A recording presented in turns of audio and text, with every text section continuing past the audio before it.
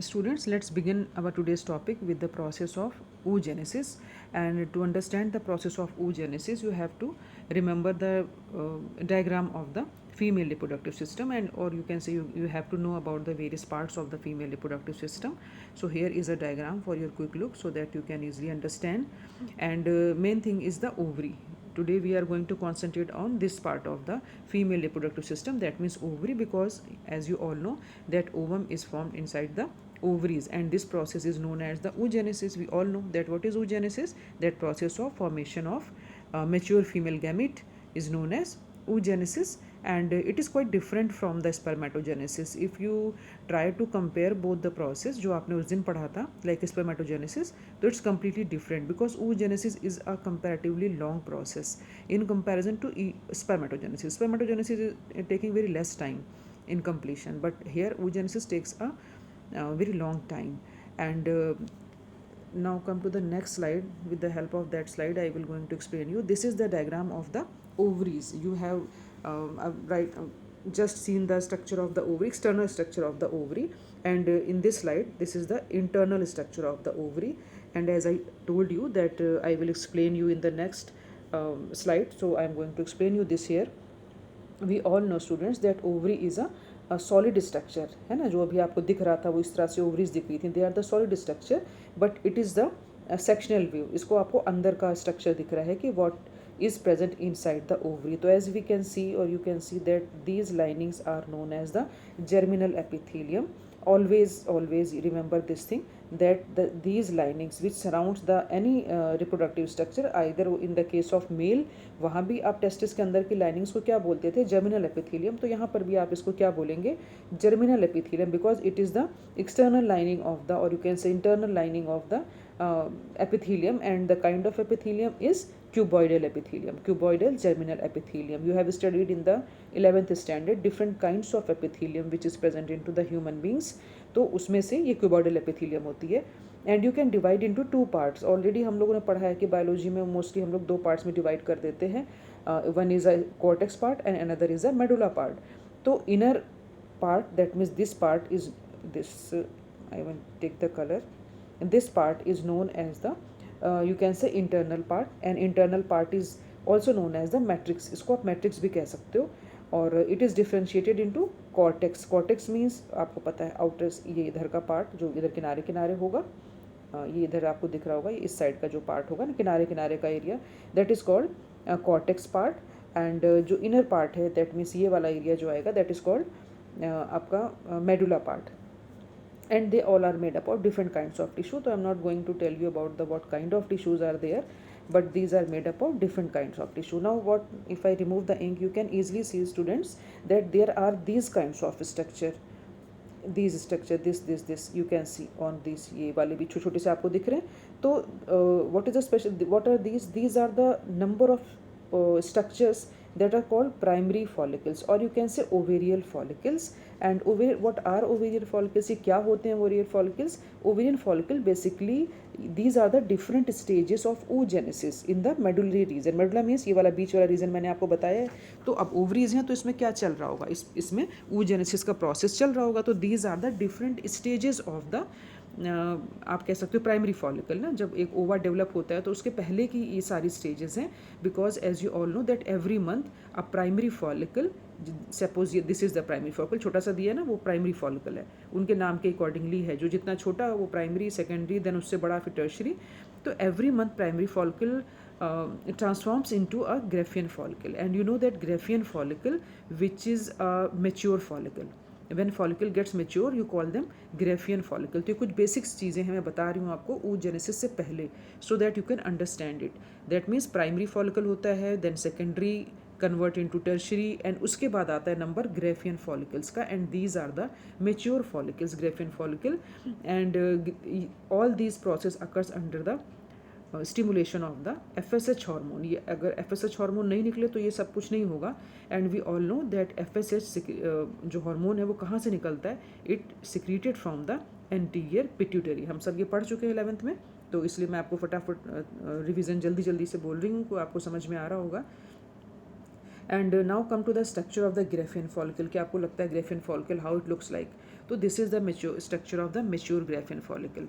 These structure which you have seen over here, just a minute, these structures, ये जो आप यहाँ देख रहे हो, ये सब बनते हुए वेरियस स्टेजेस आप देख रहे हो ना, तो उसी को मैंने एक यहाँ पर इलॉबरेट किया है, that is called mature follicle, and उसको हम कहते हैं ग्राफियन फॉलिकल्स. अब ये ग्राफियन फॉलिकल्स क्या होता है? It is about 2.5 centimetre in diameter, and what is here, the main cheese is the egg. अब आपको पता है यहाँ पर मेन काम क्या है, एग का फॉर्मेशन, तो egg is a main thing. तो this structure which you can see here, this is the structure of secondary oocyte, है ना, प्राइमरी नहीं, सेकेंडरी oocyte है.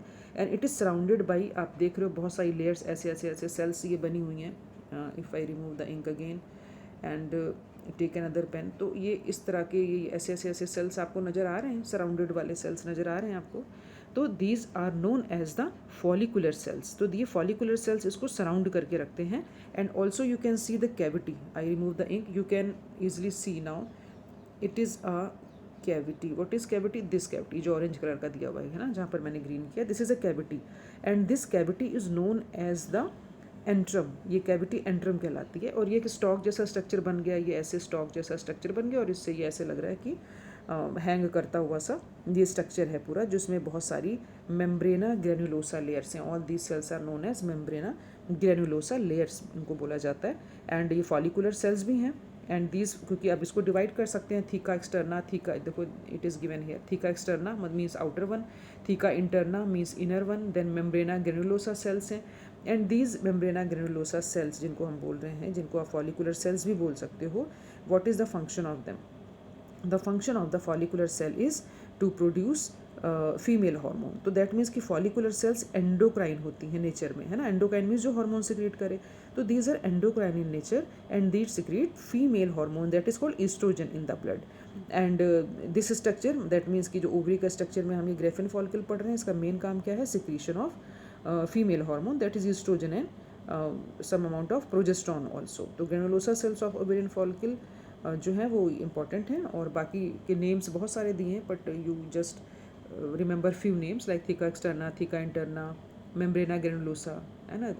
These are the main thing. Otherwise all membranes which are given here, I am just going to tell you in the structure of the ovum. तो वो भी हम अभी बाद में आगे पढ़ेंगे, तो इसलिए मैंने अभी इसको यहाँ पर छोड़ा हुआ है. Now come to the another diagram. This is another diagram I have given here, not this one which is given in your NCERT. This diagram is not given in your NCERT, it is an extra diagram, because you can see here that there are lots of labeling is given.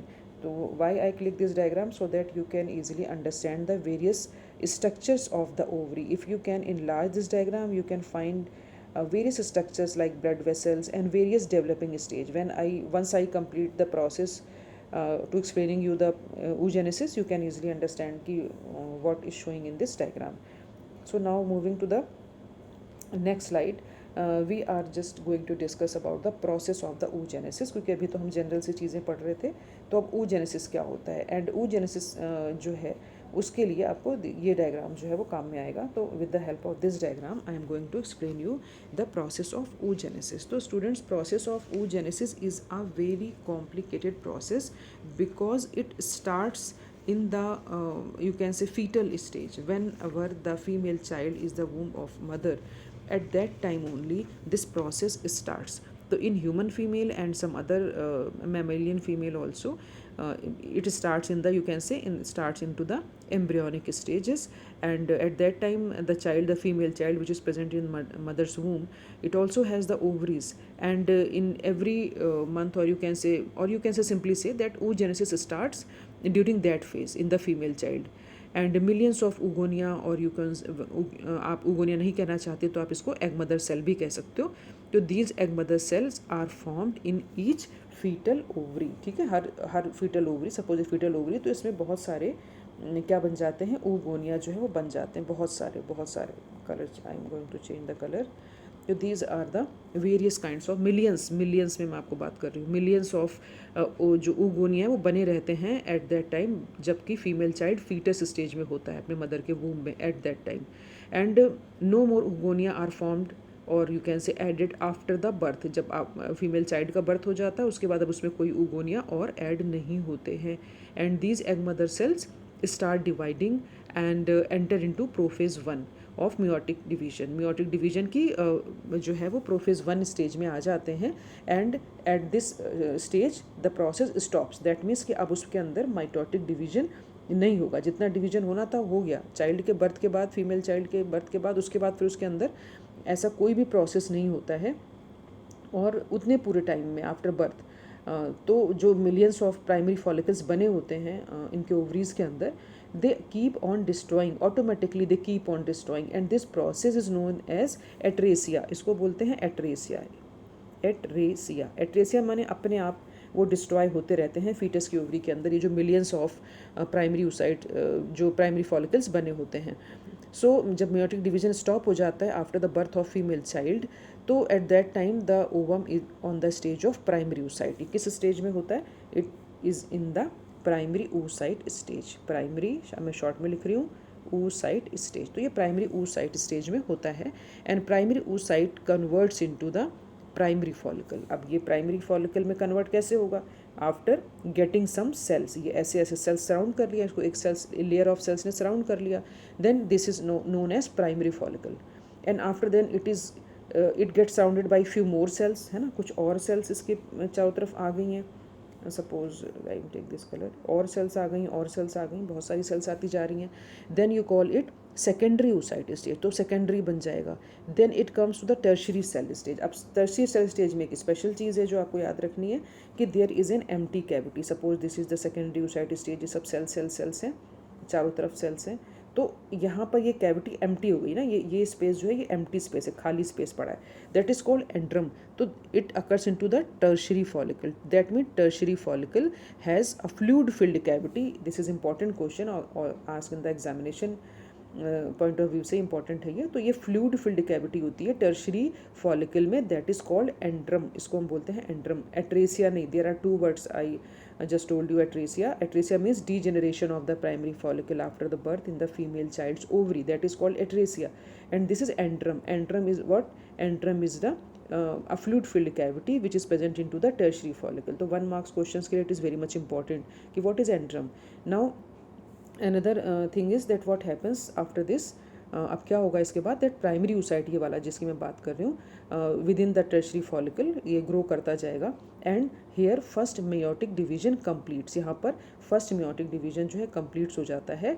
और उसके बाद क्या होते हैं कि दो चीज़ें बनती हैं मेयोटिक डिवीजन कम्प्लीट हो जाने के बाद में.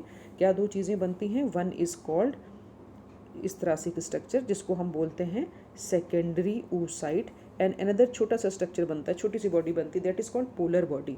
एंड जब ये पोलर बॉडी बन जाती है तो अब उसके बाद फिर से अभी क्योंकि ओवम नहीं बना है, then again what happens that this secondary oocyte also divides once. एक बार और डिवाइड होता है, फिर बनता है ओवम एंड देन बनती है एक और polar body. That means second polar body. And in some case people says that this first polar body also divides into, in some cases, two it divides once and form another two polar body. That means in the end you get three polar body.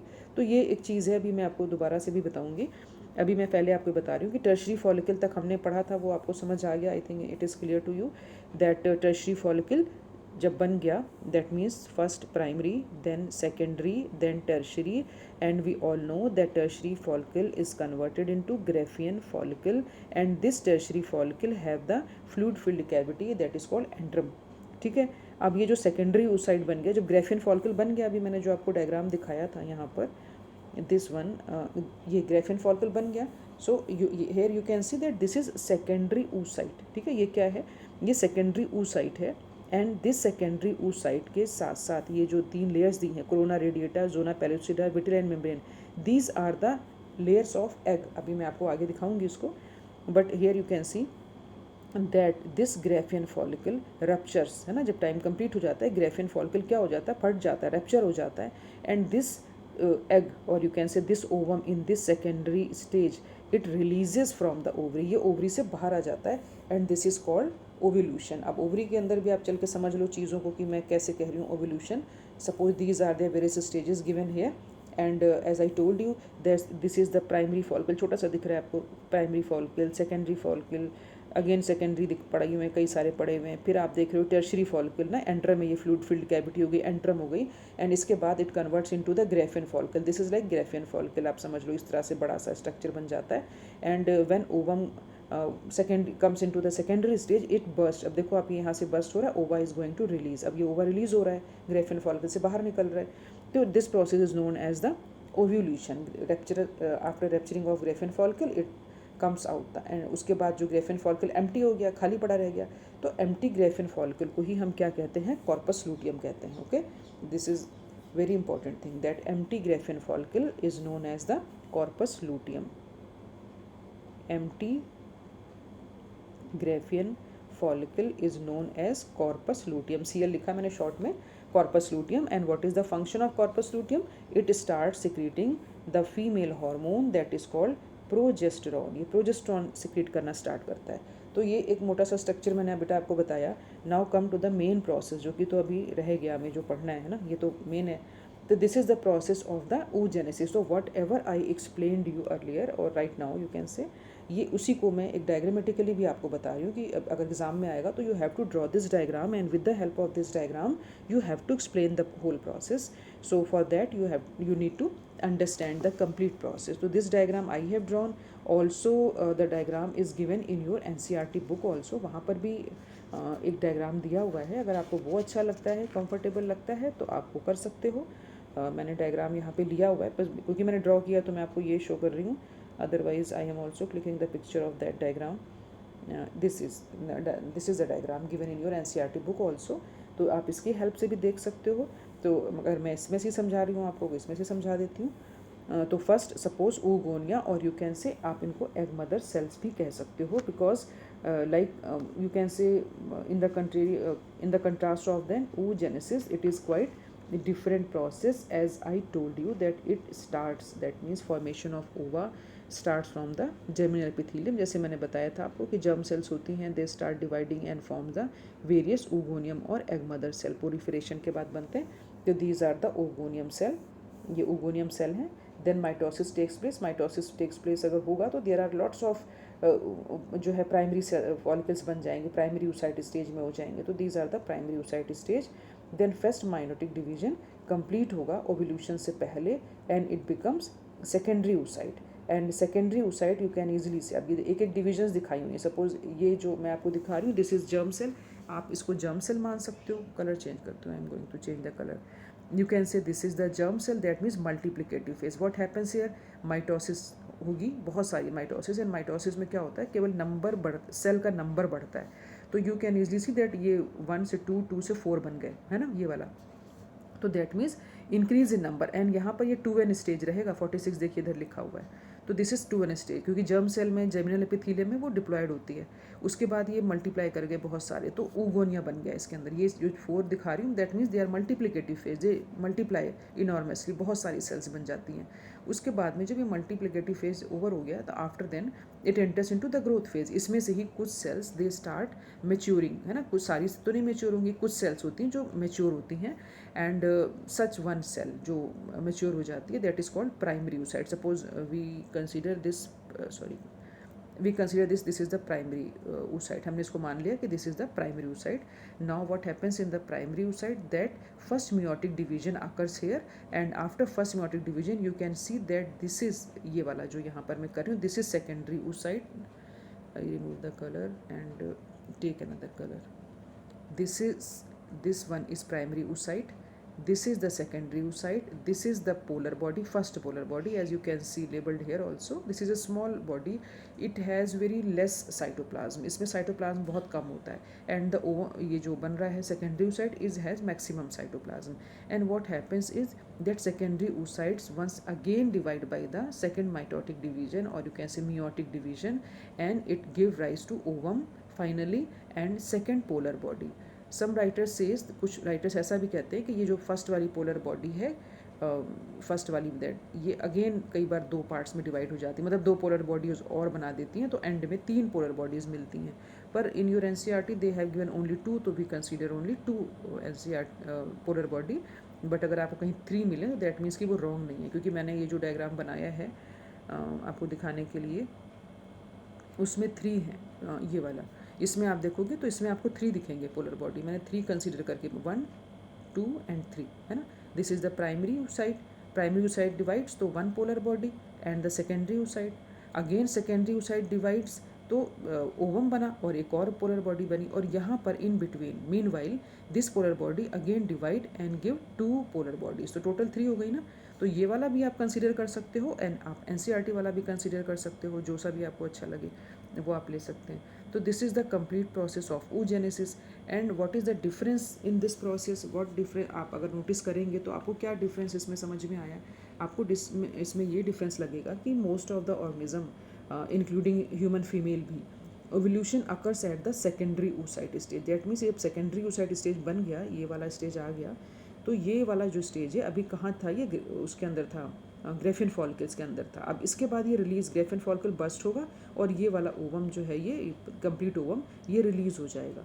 तो आप हमेशा याद रखना, 1 marks question के लिए आ सकता है कि ओवल्यूशन अकर्स तो जब होता है तो एट दैट टाइम oocyte किस स्टेज में होता है, तो it is on the secondary stage, ये सेकेंडरी स्टेज में होता है। And meiosis 1 has been completed and first polar body has been released, ये चीज़ आपको ध्यान रखनी है। And this is a very you can say long process in comparison to, or you can say in contrast of the spermatogenesis, you can see that oogenesis is a very long process, and ovum is larger in comparison to oogonium also. तो in oogenesis you can say, you can अगर sum up करना चाहें तो you sum up by saying this, that oogenesis is a diploid oogonium forms 1 haploid ovum and 2 or 3 polar bodies। ये होता है oogenesis में, एक डिप्लॉयड ओगोनियम बनाता है, एक हैप्लॉइड ओवम और 3 पोलर बॉडी, सिंपल सी चीज़ हो गई। Whereas in spermatogenesis diploid spermatogonium forms the 4 haploid sperm. You have seen that 1 से 4 स्पर्म्स बनते थे, बट यहाँ पर हर एवरी मंथ, क्योंकि फीमेल्स में 2 ओवरीज होती हैं ना, there are 2 ovaries in the females as you have seen in this diagram. तो एवरी मंथ, ठीक है, 1 मंथ इस वाली ओवरी से ओवा मेच्योर होता है, 1 मंथ इस वाली ओवरी से एक ओवम मेच्योर होता है, 1 मंथ में एक ओवम बनता है। 4 जैसे बनते स्पर्म वैसे नहीं होता इसमें, तो सिंगल ओवम जो है वो प्रिपेयर होता है इसके अंदर। तो this is all about the spermatogenesis, and here it is also various envelopes, egg envelopes and diagram of ovum also. It is also important for the point of diagrammatic you can से questions, कई बार ये बना होता है और आपको questions पूछे होते हैं। तो there are 3 membranes in the human ovum और you can say mammalian ovum, जो कि आपको ध्यान रखने, you can say egg envelopes भी इनको आप बोल सकते हो। तो I am talking about the human ovum, ये मैं ह्यूमन ओवम की बात आपको बता रही हूँ। तो it has 3 membranes, inner one is known as the vitelline membrane, जो सबसे अंदर की मेम्ब्रेन होगी उसको हम लोग क्या बोलेंगे, उसको हम लोग बोलेंगे विटेलाइन मेम्ब्रेन, दिस वन, है ना, प्लाज्मा मेम्ब्रेन और vitelline membrane they have given, तो उसको हम बोलते हैं विटेलाइन मेम्ब्रेन। देन ये फिल्ड सारा साइटोप्लाज्म है, इसके अंदर फिल्ड हुआ है, कलर चेंज रिक्वायर्स, ये वाला सारा जो है ना, ये सारा इसमें साइटोप्लाज्म भरा हुआ। तो I am just telling you the things which are relevant to your examination. तो एग्जामिनेशन में बेसिकली वो इतना ही पूछ लेते हैं कि what are the 3 membranes of the ovum, और give the name of 3 envelopes of egg envelopes, और which is internal, which is outer, which is inner, है ना, ऐसे पूछ लेते हैं। तो vitelline membrane it is inner, thin and transparent, and it is secreted by ovum it self. Ovum अपने लिए खुद ही सिक्रेट कर लेता है विटेलाइन मेम्ब्रेन कि भाई मेरे को प्रोटेक्ट कर लो।